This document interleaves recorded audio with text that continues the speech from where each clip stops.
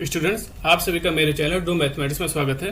पिछले video lecture में हमने पढ़ा था कि समुच्चय क्या होता है, समुच्चय जो शब्द है इसका मतलब क्या होता है और ये आया कहाँ से। आज हम पढ़ेंगे कि समुच्चय को निरूपित कैसे करते हैं, यानी रिप्रेजेंटेशन ऑफ सेट। समुच्चय को निरूपित करने के तीन तरीके हैं। पहला हमारा है तालिका विधि या रोस्टर विधि, दूसरा हमारा है गुण विधि या समुच्चय निर्माण विधि, तीसरा हमारा विवरण विधि। लेकिन अगर हम अपनी एनसीईआरटी की किताबें देखते हैं या यूपी बोर्ड की किताबें देखते हैं तो उसमें हमें सिर्फ दो मेथड दिया हुआ है। पहला हमारा है तालिका विधि या रोस्टर विधि, दूसरा हमारा है गुण विधि या समुच्चय निर्माण विधि। इसको इंग्लिश में बोलते हैं तालिका विधि को टेबलर मेथड या रोस्टर मेथड, और समुच्चय निर्माण विधि को बोलते हैं प्रॉपर्टी मेथड और सेट बिल्डर मेथड। ठीक है, तो यहाँ पे पहला देख लेते हैं जो हमारा तालिका विधि या रोस्टर विधि। इस विधि में समुच्चय के सभी अवयवों को मझले कोष्ठक यानी मझला कोष्ठक हमारे ये वाला कोष्ठक, इसके भीतर लेकर समुच्चय का निरूपण करते हैं और एक अवयव को दूसरे से अलग करने के लिए बीच हम अर्धविराम यानी कॉमा लगा देते हैं। जैसे मान लो हमारा एक एग्जांपल है, एस एक समुच्चय है, इसके अवयव 1 3 5 7 9 है, तो हम इसे इस प्रकार से निरूपित कर सकते हैं। सबसे पहले एस को हमें पता है कैपिटल लेटर से लिखते हैं, यहाँ पे दिया भी है। इसको सबसे पहले मझला ब्रैकेट, इसके अंदर हम सारे एलिमेंट लिख देंगे कॉमा लगा के अलग अलग।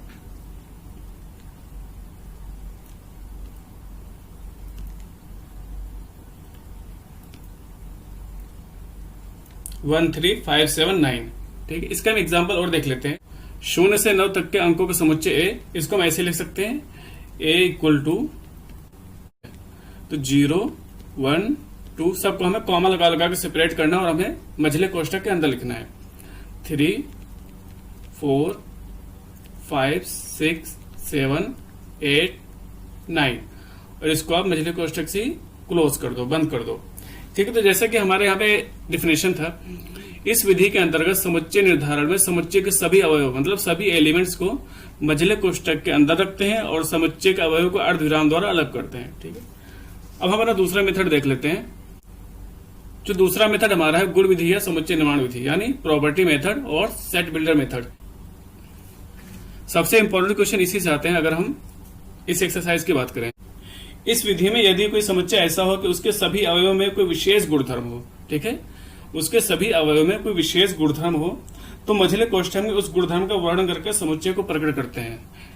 ठीक है, जैसे मान लो हमारे को एक एग्जांपल ले लें हम, यदि किसी समुच्चय ए के सभी अवयव सम है तो हमें उसे इस प्रकार लिख सकते हैं और उसका कोई स्वच्छ अवयव एक्स है। ठीक है, तो इसको हम सेट बिल्डर फॉर्म में यानी समुच्चय निर्माण विधि में ऐसे लिख सकते हैं। समुच्चय ए हमें दिया है तो ए एक आप ध्यान से देख लो, बाकी आप खुद से कर सकते हो, बस ध्यान से देखना है। इस पे हम लिखेंगे x, ये लिखने का तरीका है सच दैट, इसको हम बोलते हैं सच दैट। अगर हिंदी में हम बोले तो इसको ऐसा है कि। ठीक है, आप इसको ऐसे भी लिख सकते हो। तो इसको हम आगे बढ़ाते हैं, x सच दैट। अब देखो इसमें बोला है कि उनके गुणधर्म के अनुसार मझले कोष्ठक में निरूपित किया जाता है। मैंने भी आपको बताया था कि उसके गुणधर्म का वर्णन भी कर देते हैं। तो हमने x यहां पे लिखा, तो x हमारे अब यहां पे क्या है, x एक सम संख्या है, और यहां पे आप लिख दो x एक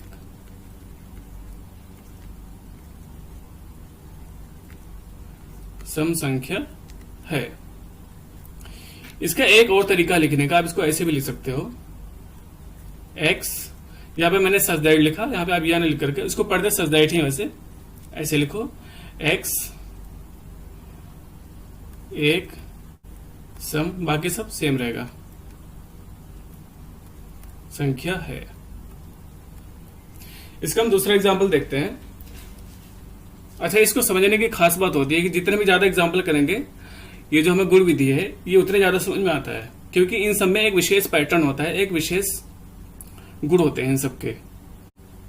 समुच्चय 1 2 3 4 को समुच्चय निर्माण विधि में लिखिए। ये हमारा पहले से तालिका मेथड में लिखा हुआ है, तालिका विधि में, इसको हम लिखते हैं समुच्चय निर्माण विधि में। आप इसको कोई सेट का नाम दे दो या नाम ना दो तब भी चलेगा, क्योंकि इसमें कुछ बोला नहीं इसने। तो वही चीज x सच दैट अब यहाँ पे देखो x हमारा क्या है, x मैंने 1 2 3 4 जितना सारा है सब, इसको मैंने एक अलग कंबाइन करके लिख दिया s। अब मैंने आपको डेफिनेशन में बताया था कि जो हम x यहाँ पे लिखते हैं उसकी हम यहाँ पे प्रॉपर्टी बता देते हैं, मतलब उसका हम जो गुणधर्म है उसका वर्णन कर देते हैं।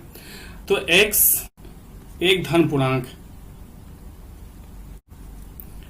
ये हमारा एक तरीका हुआ। इसको हम एक तरीके से और लिख सकते हैं। ये आपका वैसे बहुत यूजफुल होने वाला है, क्योंकि हम जब कोई आपका बहुत अच्छा पैटर्न बनता है तो हम उसको n के फॉर्म में ही लिखते हैं। तो x इक्वल टू n। अब यहाँ पे हमने x के बारे में बताया था, अगर मैंने x इक्वल टू n लिख दिया तो हम यहाँ पे इसकी प्रॉपर्टी बताएंगे n की।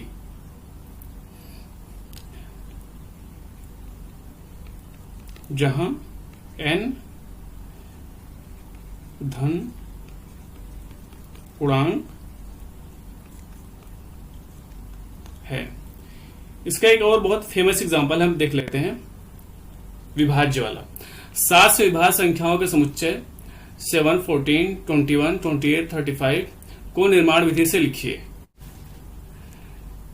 x such that x equal to, अब यहाँ पे आप ये चीज रट्टा मान लेना जो मैं लिखने जा रहा हूं। 7 से विभाज्य, तो यहाँ पे लिखेंगे 7n। अगर आपको क्वेश्चन में बोला होता 3 से विभाज्य तो आप उसको 3n लिखते। अगर आपको बोला होता 7 का गुणज तब भी आप 7n लिखते। अगर आपको बोला होता 7 से कि गुणज, और ये सब एक ही चीज है 7n। यहां पे अब हमें बताना पड़ेगा कि n है क्या चीज। n हमारा क्या है, एक नेचुरल नंबर है, ठीक है। आप चाहे तो इसको ऐसे लिख दो, चाहे तो पूरा पूरा लिख दो, जहां n हमारा धन पूर्णांक है। इसको आप पूरा पूरा भी लिख सकते हो, ठीक है। आपका ये भी सही है, आप चाहो तो इसको ऐसे भी लिख सकते हो, x such that x equal to 7n, n धन पूर्णांक है। अब यहां पर भी ये चीज बताना बहुत जरूरी है। अगर मान लो मैंने लिख दिया x इक्वल टू 7n, अगर मैं n को नहीं बताया कि ये पूर्णांक है, कि ये परमेय संख्या है, कि ये क्या है, ठीक है। अगर हमने इसको नहीं बताया, मान लो अगर यहाँ पे हमारा n इक्वल टू आ जाता परमेय संख्या, मतलब 1/2 आ जाता, तो अगर हम n की जगह 1/2 रखेंगे तो हमारा क्या आ जाएगा 7/2। 7/2 कहीं इसमें है ही नहीं। अगर हम धन पूर्णांक ले रहे हैं तभी हमारा ये पैटर्न बनना है। देखो 7 × 1 क्या आएगा 7, धन पूर्णांक क्या होता है हमारा 1, 2, 3, ऐसे 7 × 2 14, 7 × 3। देखो जब हम धन पूर्णांक रख रहे हैं एक के बाद एक, तो हमारा जो ये 7 विभाज्य संख्याओं का समुच्चय ऑटोमेटिक आता जा रहा है। 21 ऐसे 28 ऐसे आता जाएगा, ठीक है। अब हम कुछ एनसीईआरटी के एग्जाम्पल देख लेते हैं। इसका पहला एग्जाम्पल है, समीकरण x² + x - 2 = 0 का हल समुच्चय रोस्टर रूप में लिखिए। प्रदत्त समीकरण इस प्रकार लिखा जा सकता है। इसको हम सबसे पहले क्या करते हैं, ब्रेक कर लेते हैं।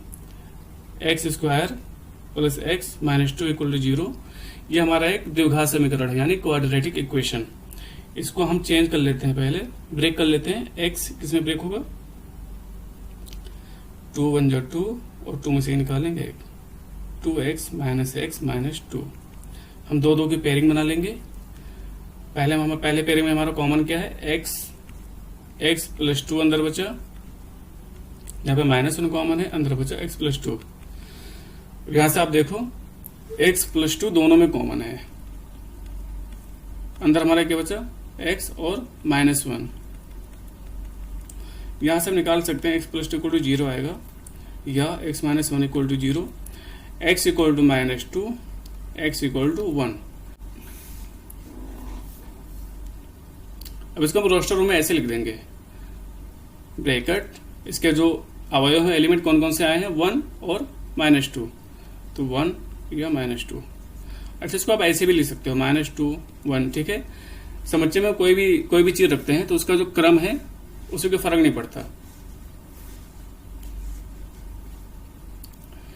इसका दूसरा एग्जांपल है, इसने बोला है x एक धन पूर्णांक है। धन पूर्णांक मतलब x = हम सिर्फ 1, 2, 3 यही सब ले सकते हैं, ठीक है। इसके अलावा कोई नंबर और नहीं ले सकते। और बोला है x² < 40 को रोस्टर रूम में लिखिए, मतलब इसको हमें ओपन करना है। ये हमारा पहले से समुच्चय निर्माण विधि में लिखा हुआ है, इसको मुझे रोस्टर रूम में लिखना है, यानी तालिका विधि में। तो हम वैल्यू रख के देख लेते हैं। अब इसमें से कौन ऐसे नंबर हैं धन पूर्णांक जिनका अगर हम स्क्वायर करें तो 40 से कम आ जाए। पहले बात तो हम 1 रख सकते हैं, ये हमारा ट्रू है, 2 रखेंगे, ये भी ट्रू है, 3 रखेंगे, ये भी ट्रू। ऐसे 4 4 जा 16 होता है, 5 5 जा 25, 6 6 जा 36, 7 7 जा 49। तो जो 49 हमारा है वो 40 से ज्यादा हो गया, तो हम सिर्फ कहां तक जाएंगे, 1 से लेकर 6 तक। तो ये जो हमारा ओपन करके आएगा 1 2 3 4 5 6।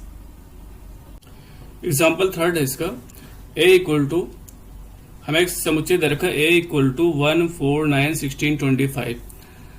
अब इसको हमें लिखना समुच्चय निर्माण रोकते हैं। मैंने आपको डिफिनेशन में ही बता दिया था, समुच्चय जब हमारा कोई भी तालिका विधि में लिखा होता है तो उसके जो एलिमेंट होते हैं उसके एक विशेष गुण होते हैं। आप इसको ध्यान से देखो, 1 हमारा क्या है, 1 का स्क्वायर, ये 4 हमारा क्या है, 2 का स्क्वायर, ये 9 हमारा क्या है, 3 का स्क्वायर मतलब 3 का वर्ग, 2 का वर्ग, 16 हमारा क्या है, 4 का वर्ग, 25 हमारा क्या है, 5 का वर्ग। तो इसको आप ऐसे एक तरह से लिख सकते हो, ये भी क्वेश्चन बहुत इंपॉर्टेंट है। a इक्वल टू, मैं यहाँ पे एक बार लिख देता हूँ सेट और आपको समझा देता हूँ कि ये पैटर्न में लिखता कैसे हूँ। 1 4 9 16 25 ऐसे ऐसे। ये हमारा 1 को हम लिख सकते हैं 1 का स्क्वायर, 4 को हम लिख सकते हैं 2 का स्क्वायर, 9 को ऐसे हमारा 3 का स्क्वायर, 4 का स्क्वायर, ये 5 का स्क्वायर, ऐसे ही चलता जाएगा। अब यहां से आप चीज उसको लिखने का पैटर्न है, सबसे पहले तो हम x सच दैट x लिखेंगे, फिर x इक्वल टू हम n के फॉर्म में लिखेंगे। अब देखो हमें n वो लिखना है जो हमारा चेंज हो रहा है। चेंज इसमें से कौन सा हो रहा है, पावर तो हमारा इसका सेम है, 2 2 2 2 हर जगह है, इसका बेस चेंज हो रहा है, ठीक है। आधार 1 2 3 4 5 जो चेंज हो रहा है उसको n लिखो, और जो कांस्टेंट है आपका जो चेंज नहीं हो रहा है उसको आप 2 लिख दो। मतलब जो भी पावर हमारा अगर 3 होता तो पावर 3 लिखते। और यहाँ पे हम बता देना है कि n हमारा क्या है, n हमारा नेचुरल नंबर है। बस ये क्वेश्चन फिनिश। इसका एग्जांपल 4 है, इसमें हमें दे रखा है, इसमें भी एक देखो बहुत अच्छा पैटर्न बनना है। इसके में जो एलिमेंट अवयव दे रखे हैं 1/2 2/3 3/4/5 5/6 6/7। यहाँ पे अगर आप ध्यान से देखो, जो ऊपर हमारा 1 है तो नीचे क्या है, एक ज्यादा है मतलब 2 है। अगर ऊपर 2 है तो नीचे एक ज्यादा है 3 है। अगर इसको हम जनरल फॉर्म में लिखें एक सामान्य रूप में, तो अगर ऊपर हमारा n है तो नीचे क्या होगा, n+1। बस इसका खेल यहीं पे खत्म। बस हमें थोड़ा सा इसको लिमिटेड करना है, यानी सीमित रूप में रखना, वो सब देख लेते हैं। अब सेट हमारा क्या होगा, x such that x equal to n/n+1, और n हमारा क्या है, नेचुरल नंबर है।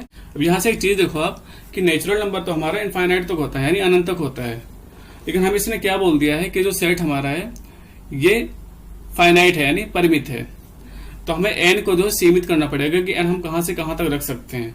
आप खुद देखो, अगर मैं n इक्वल टू 1 रखूंगा तो हमें क्या मिलेगा, 1/2 यहाँ रखने पे, ये हमारा ऐसे है ना, n+1।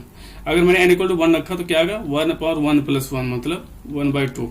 अगर मैंने n इक्वल टू 2 रखा तो क्या आएगा, 2/2+1 मतलब 2/3 2/3 मिल जाएगा।